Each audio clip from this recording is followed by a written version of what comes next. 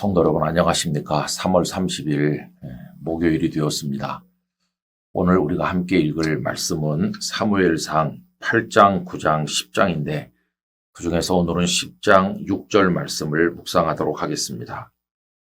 내게는 여호와의 영이 크게 임하리니 너도 그들과 함께 예언을 하고 변하여 새 사람이 되리라. 아멘. 하고잡이라는 말이 있습니다. 하고잡이라는 말은 어떤 일이든지 하려고 열심을 내는 사람을 일컫는 말이죠. 적극적이고 진취적인 사람이라는 뜻도 있고 또 약간은 저 사람 뭐든지 자기가 하려고 그래. 늘 앞에 나서 이렇게 약간은 조금 경계하는 뜻으로 하는 말이기도 합니다. 그런데 어쨌든 어떤 일이든지 앞장서서 하려고 하는 사람이 있어야 가정이든 교회든 우리 사회든 추진이 되고 어떤 열매에 이를 수 있을 것입니다. 그런 의미에서 적절한 하고잡이가 되는 것은 우리 인생을 또 우리 세상을 위해서 필요한 태도가 아닌가 하는 생각을 해보기도 합니다. 거기 그리스도인의 절제가 더해진다면 금상첨화이겠죠. 그런데 가끔 하나님께서는 하고 싶어 하는 사람을 불러 쓰실 때도 있는 것처럼 보이지만 거의 대부분의 경우는 별로 하려고 하지 않는 사람을 불러서 쓰시는 걸 보게 됩니다. 여러분, 기드온도 자신이 미디안에서 이스라엘을 구원하려고 의지를 가진 사람이 아니었습니다. 예수님의 제자들만 해도 그들이 자원하여 예수님을 따른 게 아니고 예수님께서 그들을 불러내신 거죠. 엘리사도 12결이 소를 몰면서 농사를 짓고 있는데 하나님께서 그를 불러내신 거 아닙니까?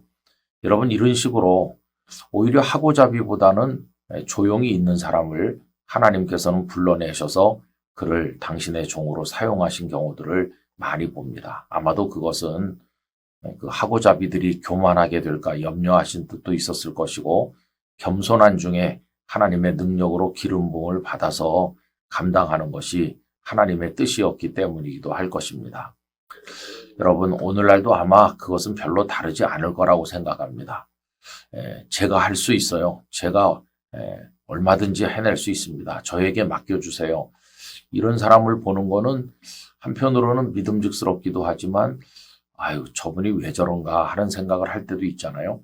근데 겸손하게 조용히 있지만 하나님의 능력이 임하기만 하면 잘 해내는 사람들도 있는데 오늘 본문에서 우리 그런 주제를 찾아볼 수 있다고 생각을 합니다. 이스라엘의 첫 번째 왕인 사울은 하고잡이가 아니었어요. 그는 굉장히 수줍음도 타고 조용히 살던 사람이었습니다. 그런데 어느 날 하나님께서 이스라엘의 초대 왕으로 그를 세우려고 하신 거죠.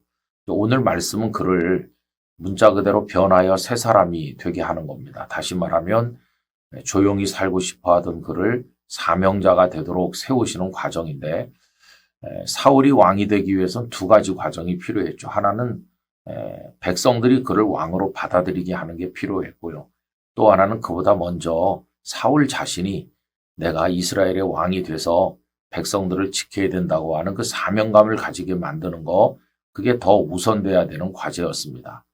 오늘 본문에 보면 하나님께서는 사울을 사명자로 세우시게 되는데 그 부친의 나귀를 분실한 일을 계기로 삼아서 그에게 여러 가지 징조가 임하게 되고 무엇보다 결정적인 것은 하나님의 영이 그에게 임해서 마치 그가 선지자인 것처럼 예언을 하는 체험을 가지게 하신 것입니다. 이 모든 징조가 다 하나씩 이루어져요. 그리고는 하나님의 영에 충만해서 그도 예언을 하게 되면서 이런 전에 없던 예언을 하는 특별한 경험을 통해서 사울은 알게 됩니다. 아, 하나님께서 나를 불러 세우시는구나. 이걸 깨닫게 돼요. 그리고 그 사명에 순종하게 되는 것이죠. 여러분, 이래서 그는 과거의 사울이 아니라 변하여 새 사람이 된 사명자 사울로 거듭나게 된 것입니다. 갈릴리의 평범한 어부 시몬이 예수님의 제자가 되는 과정도 마찬가지입니다. 그가 자원하여 예수님의 제자가 된 것은 아니죠.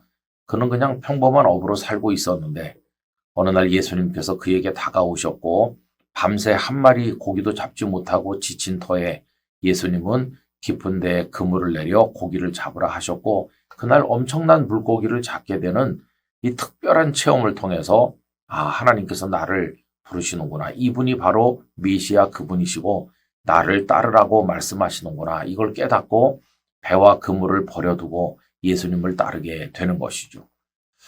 저는 가끔 이제 여러 목사님들과 일하면서 이 과정을 통과한 분들이 있는가 하면 아직 이 과정이 조금 미약한 분들이 있다는 걸 경험을 해요.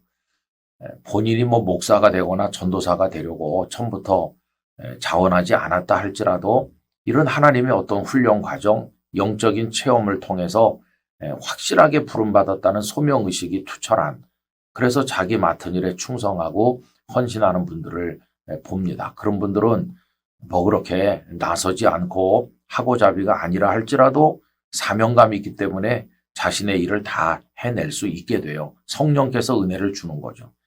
그런데 어떤 분들은 과정을 다 밟았어요. 신대원을 졸업을 하고 또 목사 안수도 받고 이래서 어느 교회 부임을 하긴 하는데 아직도 하나님이 자신을 쓰시려고 한다는 소명에 대한 투철한 의식이 없는 경우가 있습니다. 그런 분들이 중간에 사역을 그만두고 주저앉는 모습을 저는 몇 차례 본 적이 있어요. 여러분, 우리가 그저 의욕만 가진다고 하나님의 사람이 되는 것도 아니고요. 하나님의 성령이 우리에게 임해서 하나님을 만나는 영적 체험을 하고 하나님 나를 부르셨구나 하는 소명을 투철하게 가질 때 우리가 주님의 제자로 살아갈 수가 있게 되는 것입니다. 이 영상을 함께하는 모든 분들에게 하나님의 역사가 나타나기를 원하고 특별한 체험들이 있으시기를 축복합니다. 그래서 하나님의 일꾼으로 부름받은 확신을 가지고 우리를 세워주신 자리에서 기쁨으로 또 열정적으로 그 사명을 잘 감당하게 되기를 원합니다. 오늘도 주님의 성령 안에서 기쁨으로 달려가시는 하루가 되시기를 진심으로 축복합니다. 존귀하신 아버지 하나님 감사드립니다. 그저 조용히 살던 사울을 일으켜 세우셔서 이스라엘의 왕이 되게 하시는 과정을 봅니다. 그가 자원한 것은 아니었지만 하나님은 그에게 특별한 영적 체험을 통해서 그를 평범한 사울이 아니라 사명자로 변하여 새 사람이 되도록 역사하신 것을 봅니다. 주여, 주님의 사람들이 다 그러한 과정을 통해서 부름받았음을 알게 하시고 저희들도 인간적인 의욕만으로나 아니면 어떤 제도에 의해서 주의 종이 되는 게 아니라 하나님께서 나를 부르셨고 세우셨구나 하는 확신을 가지고 투철한 소명의식을 가지고 주를 위해 살아가도록 은혜를 베풀어 주옵소서. 이 영상을 함께하는 모든 분들에게 놀라운 은혜를 베풀어 주시기를 원하오며 예수님 이름으로 기도드리옵나이다. 아멘.